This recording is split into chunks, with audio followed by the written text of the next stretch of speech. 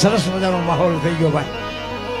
અને હું એવો અભિમાન નથી કરતો, પણ કાંઈ વાંધો, કારણ કે ખરેખર એવું જયારે ઓડિયન્સ હોય ને ભાઈ, ત્યારે અમને કંઈક કહેવાનું મન થતું હોય છે. નકર બાપુ બાંધ્યા કોઈ રહે એવું નથી. પણ તમે જે વાતને ઉતારો છો જીવનમાં, તમે જે સાંભળો છો, તો અમને એમ થાય કે દોણામ જાય છે એટલે જેટલું જવાય નાખાય એટલું નાખી દે.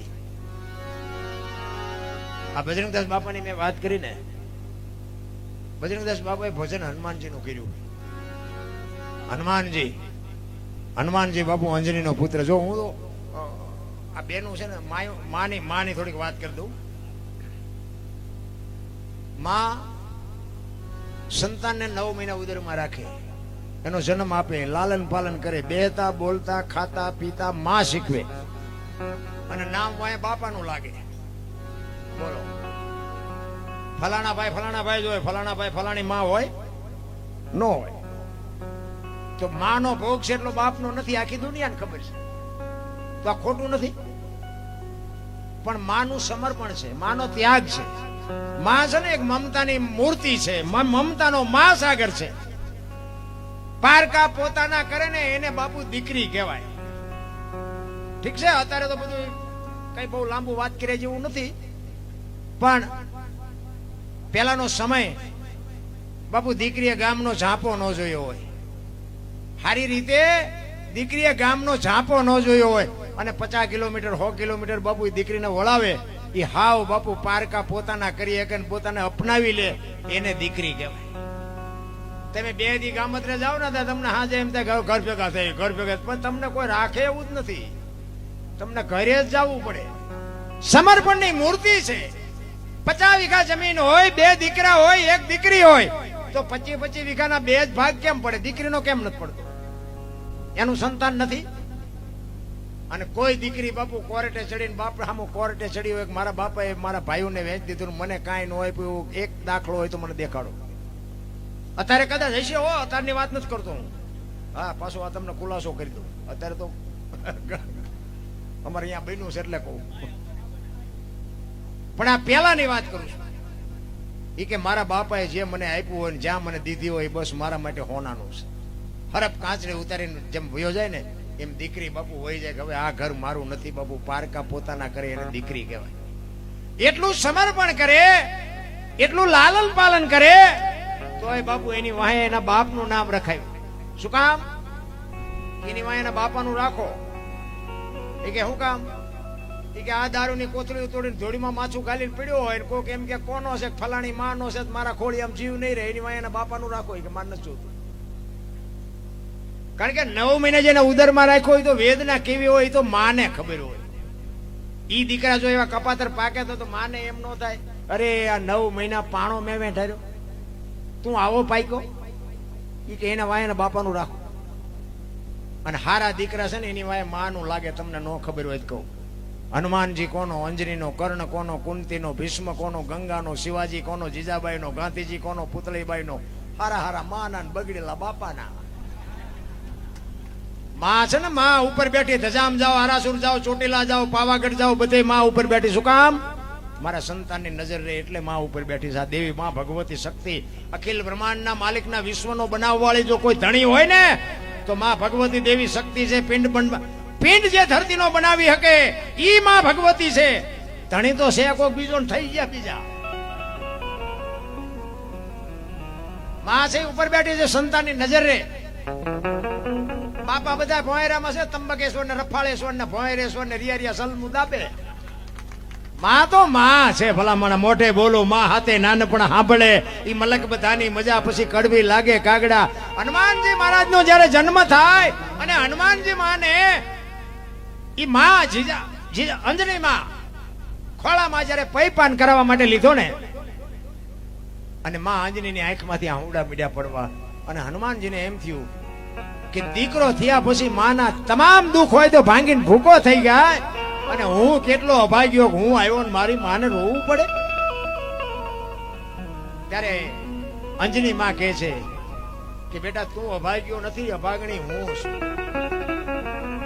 એ કે કેમ? કે મને એવો હરાપ છે કે તને દીકરો થાય ને જો દીકરો થાય ને તો હવા પોર દી ચડશે ને તારો દીકરો ગુજરી જશે. એટલે હું વિચાર એ કરું છું કે હમણાં સૂરજ નારાયણ ઉગશે ને હવા પોર થાય ને ત્યાં તું વયો જઈશ, એટલા માટે મારે રોવું પડે. અને તેથી હનુમાન જે હુકાર કર્યો હો ભાઈ, હળી કાઢી અને સૂરજ નારાયણ ને બાપુ પકડી લે. જો સૂરજ નારાયણ ને પકડાય નહીં પણ માનું કામ કરવા જાવ ને એમાં બાપુ તમને દુનિયામાં કોઈ વિઘન ન આવે, એ આપણી ગેરંટી. સૂરજ નારાયણ ને પકડે અને આખા દેવલોકમાં બાપુ ખળભળાટ મચી ગયો કે આ સમય થયો, સૂરજ કેમ ન ઉગ્યા? અને એક દી સૂરજ ન ઉગે તો હવાય ડબલા ચડે કેમ થાય? સૂરજ ન ઉગે કેમ થાય? આ ધરતી, આકાશ, પવન, પાણી અને પ્રકાશ, આ 5 તત્વનો આપણો દેહ છે. હવારે હું તો એમ કહું છું બધાને કે જાગીને આ 5 તત્વને પગે લાગવું જોવે. ઈ છે ને એટલે આપણે જીવી 21. આ હવા છે ને એટલે જીવી 21. પાણી છે એટલે જીવી 21. ધરતી, સૂર્ય, પ્રકાશ, આ જો ન હોય ને તો આપણે ફટ લઈને ફટ મરી જાય. આ 5 તત્વનો દેહ છે ને 5 તત્વને આપણે હવારમાં પગે લાગવું પડે. તારી કૃપા છે એટલે આ દુનિયામાં હરી ફરી છે. મંદિરે નો જાય હાલે, એને પગે નો લાગી હાલે, પણ આના આ તત્વનો દેહ છે, આપણો દેહ જે હાલે છે ને એને લઈને હાલે છે. સૂરજ નારાયણ ને પકડી લીધા ને આખા દેવલોકમાં બાપુ ખળભળાટ મચી ગયો. બધા ગયા કે હાલો હાલો જાય. સૂરજ નારાયણ કેમ આજ હુઈ રહ્યા? ત્યાં ગયા ને હનુમાનજી મહારાજે પકડી લીધા. એ કે હનુમાનજીને કે હનુમાનજી હું તમે કરો છો છોડી દો. એ કે છોડવા નથી થતા, મારી માને હરાપ દીધો છે. શું મારી માએ ગુનો કર્યો હતો? અને જે ગુનો કર્યો હોય એ હરાપ માંથી મુક્ત કરો તો છોડવા છે, ને આખી દુનિયા ભલે વિનાશ થઈ જાય, સૂરજ ને ઉગવા જ ન દો. ઈ કે પણ હવારે હવા પોર ચડે એનો હરાપ હતો, હવે તો રોંઠો થયો. તમારી માનો 4 નો હરાપ મટી ગયો. ઈ બાપુ દીકરા જન્મતા વેચ જેને મા બાપ ને બાપુ હરાપ માંથી મુક્ત કરી દે ને, ઈ દીકરાને દુનિયા ફૂગે. લંકાના પટાંગણમાં રામ રાવણ નું યુદ્ધ થયું ને, તેથી એક મેઘનાથ નું બાણ વાગે અને લક્ષ્મણ ને મૂર્છિત કરી નાખે. અને અખિલ બ્રહ્માંડ નું માલિક રામચંદ્ર પરમાત્મા બાપુ ડળક ડળક ડળક આંખમાંથી મોતીડા પડે એમ બાપુ આહુડા પડે. અને લક્ષ્મણ ની જટામાંથી ઠેકી ઠેકીને મોતી પડતા હોય એમ રામના આહુડા પડે. તેથી હનુમાનજી મહારાજ પડખે ઉભા છે ને હનુમાનજી રામને કહે છે કે રામ તમે રોવો તો દુનિયામાં શું રે? આ જીવન મરણ છે તો કુદરતનો ક્રમ છે. તેથી રામચંદ્ર પરમાત્મા હનુમાનજીને કહે છે કે રામ રોવણ હાર ઈ રોતાને રાજી કરે. આ તો વાલપનો વ્યવહાર રોય બતાવે રામજી. મને ખબર છે પણ કાલ દુનિયા એમ મારા નામનો કેડો પાડી દે કે ભાઈ જેવો ભાઈ પીડ્યો તો ભાઈની આંખમાં આહુડું નહોતું આવતું. ભાઈ ભાઈ નો બાપુ જે મેળ છે ને તો રામાયણ તમને મને બતાવે. આપણે આખી દુનિયા મેળ હોય, બોલો હગા ભાઈ જ મેળ નો હોય. એટલે શું આ રામાયણ ની વાતો આપણે કરીએ? અખિલ બ્રહ્માંડના માલિક રામચંદ્ર પરમાત્મા વનમાં ગયા ને તેથી રામ લક્ષ્મણને ભલામણ કરે છે કે 14 વર્ષ કાલ પૂરા થઈ જાય હું આવતો રહીશ. રાજનું ધ્યાન રાખજે, બાપનું ધ્યાન રાખજે, હું કાલ આવતો રહીશ. તેથી લક્ષ્મણ કહે છે મોટા ભાઈ તમે મારા બાપ છો ને સીતા મારી માં છે. મારા મા બાપ વનમાં જતો હોય તો અયોધ્યા જેને જોઈને મુબારક. ધ્યાન આપજો, નોખી નોખી માયુના છોકરા હતા. અત્યારે હગી એક માના હોય ને તો ખૂંટિયા કાતરે એમ કાતરતા હોય. તેથી લક્ષ્મણ કહે છે કે મારે ગાદી ન જોવે, નકા અયોધ્યાની ગાદી એટલે દશરથ તારો દરબાર ઇન્દ્ર જેની આશા કરે. તેથી ભાઈઓ વિનાનું ભેકાર કડવું લાગે કાગડા. અયોધ્યાની ગાદી બાકસના ખોખા ઘોડે રખડતી હતી, કોઈ ધણી નહોતો. અત્યારે જોઈએ તો વેચ જમીન આટલું હગો ભાઈ હગા ભાઈ મારી નાખે. બોલો એક જાય ઉપર ને એક જાય માઇલ પા. જમીન તો અહીંયા પડી હોય. પછી ઓલો માઇલ પા જોઈ ને ખબર કાઢવા જાવ એટલે શું કે ઓલું 50 વીઘાનું જાય ભલે જાય પણ મને બહાર કઢાવતા વ્યાજ જવા દીધી હોત તો. હવે 50 વીઘાનું શું છે? તારે મોડું થઈ ગયું. રામ રામાયણ કહે છે જેને જોઈને લઈ જાઓ. મહાભારત કે કોઈને કઈ દેવું જ નથી. મહાભારતમાં કઈ વધ્યું નહીં, રામાયણમાં કઈ ઘટ્યું નહીં. આ તમારી મારી સામે બાપુ આ ગ્રંથો પડ્યા છે.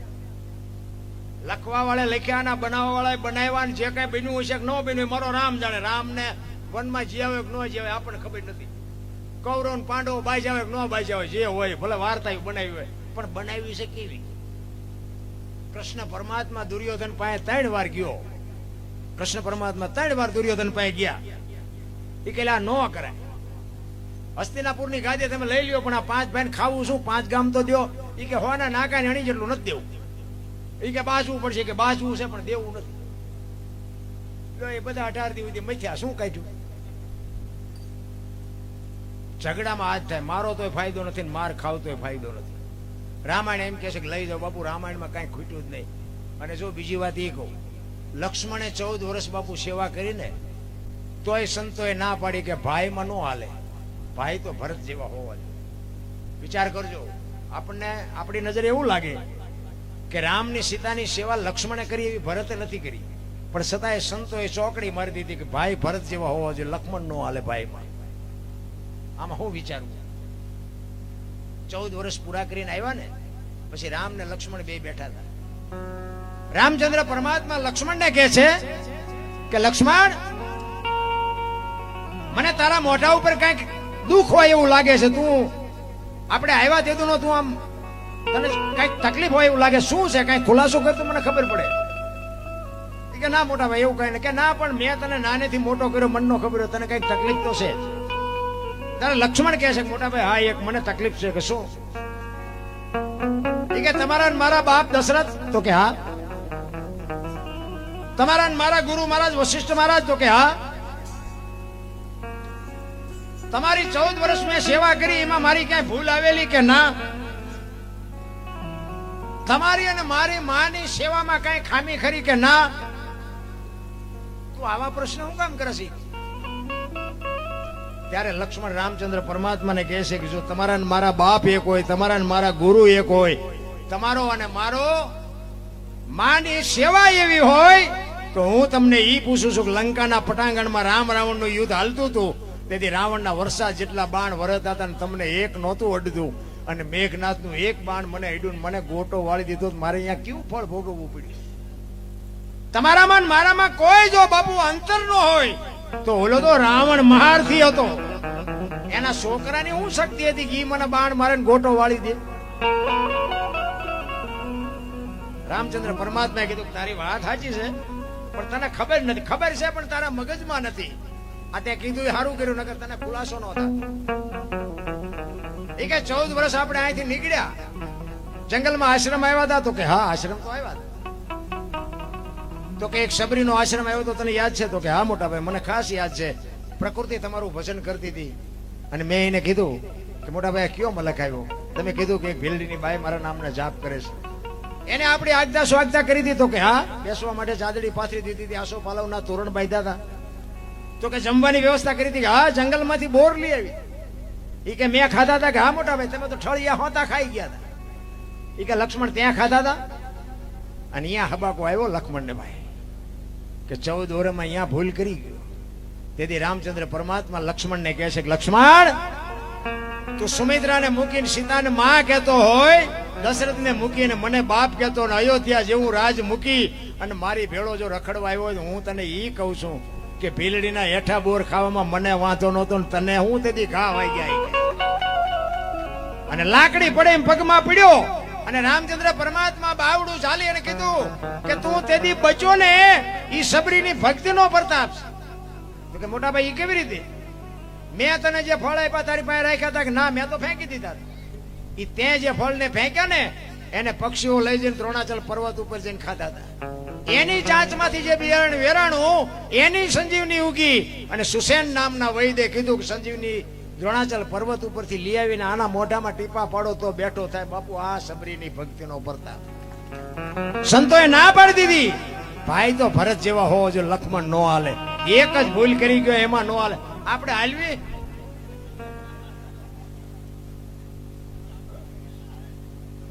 એ તો ભાઈ કહેવાનું અમારા ભાઈ છે, બાકી બધું જેમ છે. અરે બાપુ સબરીની શું ભક્તિ! સબરીનો એક તમને પ્રસંગ કહું. સબરી જો ગુરુ મહારાજ ઉપર બાપુ ભરોસો હોય તો આની વાત છે. એક ભીલની બાઈ, કોઈ વેદનું શાસ્ત્રનું કોઈ અનુભવ નહોતો, અને એના ગુરુ મહારાજ માતંગ ઋષિ એને કીધું બેટા એ બે જા, વહેલો મોડો રામ આવશે. અને એક જ શબ્દ પકડીને બાપુ બે જે 8-10 વર્ષની દીકરી એ બે ગઈ, અને આખા દી રાહ જોવે, હમણાં આવશે હમણાં આવશે હમણાં આવશે. હાંજ પડે કે આજનો આવ્યો કઈ નહીં કાલે આવશે. બીજે દી એનો ઈ પ્રોગ્રામ, હાંજ પડે કે આજનો આવ્યો કઈ નહીં કાલે આવશે. ચાંદીના પતરા જેવા વાળ થઈ ગયા હો, 70-80 વર્ષની ઉંમર થઈ અને નેજવા કરે છે. અરે મારા બાપ, કેટલી મારી આખી જિંદગી વહી ગઈ, રોજે રોજ રામની રાહ જોઉં છું, હજી નો આવ્યો, હજી નો આવ્યો. નહીં આવે એ નહીં આવે એમ કે ને તો અંદરથી અવાજ આવે, મારો ગુરુ બોલ્યો એ કોઈ દી ખોટું પડે નહીં, આવે બાપુ આવી. જો ગાંઠ વળી જાય ને તો જ મળે, એમ નામ રેઠું નથી. અને પછી જયારે રામ અને લક્ષ્મણ બે સીતાજીની શોધ કરવા માટે નીકળ્યા અને ઈ મલક આવ્યો, પ્રકૃતિ રામનું ભજન કરતી હતી. લક્ષ્મણ પૂછે છે, મોટા ભાઈ આ કયો મલક આવ્યો? આ તો હુકા પાંદડામાં તમારું નામ બોલાય છે. અને બાપુ સંતોનું મંતવ્ય છે, હો, તમે માનો ન માનો મુબારક, મારે કોઈ મનાવવા નથી, પણ સંતો એવું કહે છે એક જગ્યાએ બે અને 3.5 કરોડ નામના જાપ થાય ને, કોઈ પણ નામ, રામ કૃષ્ણ રામાપીર શિવ કે ઓમ કે જે લેતા હોય, એક જગ્યાએ બેહી 3.5 કરોડ નામના જાપ થાય એટલે ધરતીમાંથી અવાજ આવવા માંડે, દિવાલમાંથી અવાજ આવવા માંડે, હવામાંથી અવાજ આવવા માંડે. એક જગ્યાએ જો 3.5 કરોડ, એક જ હારે નહીં, પણ તમે જે જગ્યાએ બેહતા હોય એ જગ્યાએ બેહીને તમે 5-25 જેટલા લેવાય એટલા લીધા કરો. અને જેથી 3.5 કરોડ નામના જાપ થાય અને જો એ અવાજ તમને હામાં ન મળે તો આપણે ભજન ગાવાનું બંધ કરી દઈએ. આ સંતોનું મંતવ્ય છે. ભજન બાપુ છે ને કોઈએ ભાળ્યું જ નથી, ભગવાન કોઈએ ભાળ્યો જ નથી, પણ આમ જેના કામ થઈ ગયા છે ને એમ ભગવાન છે. ઈ સબરીએ બાપુ 70-80 વર્ષ સુધી રામનું ભજન કર્યું છે, નામ કેટલા થયા છે? લક્ષ્મણ પૂછે છે, મોટા ભાઈ કયો મલક આવ્યો? અને ત્યારે કહે છે, જો હામી ઝૂંપડી રહી ને એમાં એક ભીલની બાઈ મારા નામના જાપ કરે છે. એ કે જાતો જોતો, અને ત્યાં જઈને બાપુ લક્ષ્મણ જોવા ગયો અને શેષ નાગનો અવતાર હો ભાઈ, ધ્રુજી ગયો. એને એમ થયું કે આહા, મારા ભાઈના નામ ઉપર આને આખી જિંદગી ઓળ ઘોળ કરી નાખી. અને હરવી હરવી બાપુ આમ નેજવા કરી કરીને જોતી હતી કે રામ કઈ બાજુથી આવશે, મને સંભળાતું નથી, મને નજરે હવે દેખાતું નથી.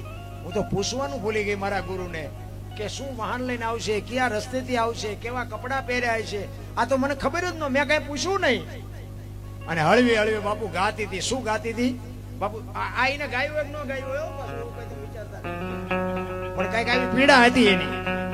સબરી બાપુ રુદન કરતી કરતી ગાતી હતી. શું ગાતી હતી? ઠાકર મને તું મેલ માઠેલી અને તું છો એકલનો મિલી, અમે તારા યોગ કહેવાઈ, હવે કેના અમે આશરે જાય. સબરી કે છે એક માણા હોય એને એકાદો કાન નો હોય કે એકાદી આંખ નો હોય કે એકાદો હાથ નો હોય તો માણા કેવો લાગે? સબરી બાપુ અખિલ બ્રહ્માંડના માલિક ને કહે છે, અમે તો તારું અંગ છે, જો તું નહીં આવ્યું ને તો તું ભૂંડો લાગીશ.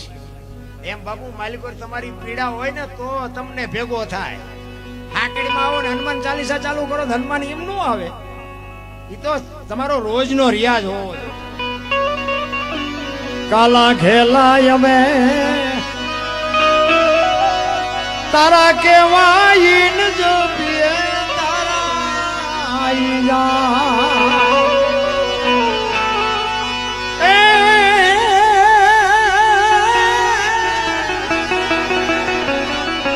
તારી હારે મારે જૂનો નાતો.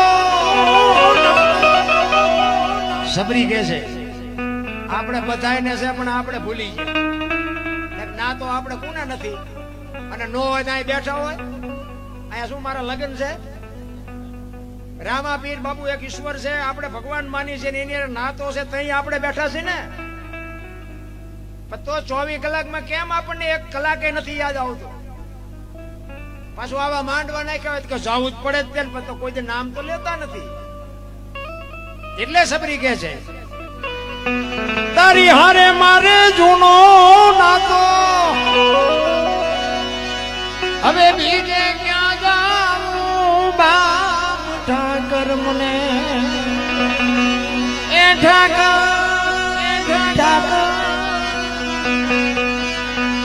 ઠાકર મને મેલ માઠેલી,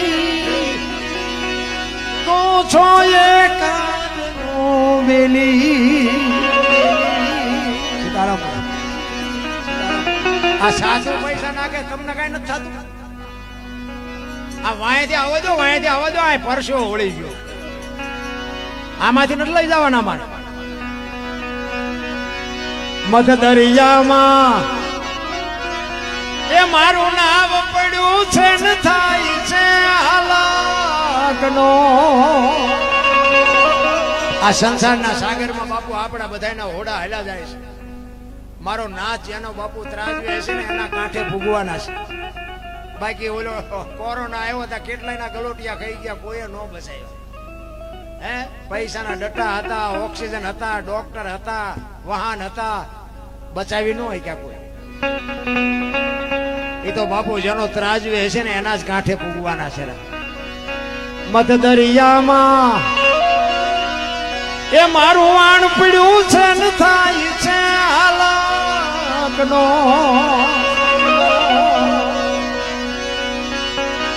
અમારા વાણનો એ ખારું બની તું ઉતારજે ભગવાન ઠાકર મને. એ ઠાકર મને મેં માઠેલી તું છો એક બેલી. અમે તારા થઈ એ આડતિયાને છેટ તું છો સાવકાર. પેલા આપણે વેપારી આપણા માટે ધિરાણ કરતા હતા. આખું વરસ આપણને ઉધારે આપે અને દિવાળી આવે ને ત્યાં આપણે એનો વહીવટ કરી દેવો પડે. અને એનું લેણું દેણું પતે નહીં ત્યાં સુધી બીજો વેપારી આપણને ધીરે નહીં. આ બધા વડીલો બેઠા એને ખબર હોય, કારણ કે અત્યારના લઈને દેતા જ નથી, ઉધારે કોણ આપે? વડીલોને ખબર હોય, પેલા જૂના સમયની વાત. આ મને યાદ છે, મને ખાસ ખબર છે. તમારે ખેતીમાં બળદીઓ મરી ગયો ને વેપારીને એમ કોઈ પૈસા છે ને બળદીઓ વાવણી ટેન્શન, બળદીઓ મરી ગયો ને પૈસા જો વેપારી આપે, બિયારણ લેવું હોય તો આપે, એ સિવાયનું તમારું હટાણું આપે. પણ દિવાળી આવે એટલે જેટલું થાય એટલું બાપુ એને દેવું પડે. એ કોઈ દી ખેડૂના પેટમાં પાપ નહોતું, વેપારીના પેટમાં પાપ નહોતું. અત્યારે એ કઈ શોખો નથી. અત્યારે વાણીએ નથી તીરતા, ખેડૂત નથી તીરતા. અત્યારે ઓલા કપાસ ઓકે ને પછી કે પેલા પૈસા આમ જોતા હોય તો ખટારો સેલ ન મારતા. આપણે એમ થાય કે 5 લાખનો ખટારો ભર્યો, પણ આબરૂ જોવાય નહીં. એ કે પૈસા આપ્યા, એ કે પણ હું તમને કાલ મોકલે કે ના ખટારો ભલે પીડ્યો હોય, પૈસા આપ્યા પેલા ન જતા. તમે જોવા ખરા આબરૂ જો માણસની મોટી મોટી વાતો કરે. તેથી બાપુ કઈ ખાવા ધાન નહોતું, પણ એ વાણીઓ એમ કે હું બેઠો છું બાપુ મોજ કરો, દિવાળી સુધી તમને દિવાળી ભેગો હું કરી દઉં. દુકાળ પડ્યો હોય તોય ઈ તમને મને જીવાડતા હતા. આ બાપુ નાતો હતો. ઈ જે અંતરના સોખા હતા ને એટલે બાપુ બધું ગાડું વ્યવસ્થિત હાલતું હતું. અત્યારે લઈને કોઈનું ન દે શું કરે, તારો વૈશ્વા ન કરીએ, બીજું શું કરીએ તારા વાટો.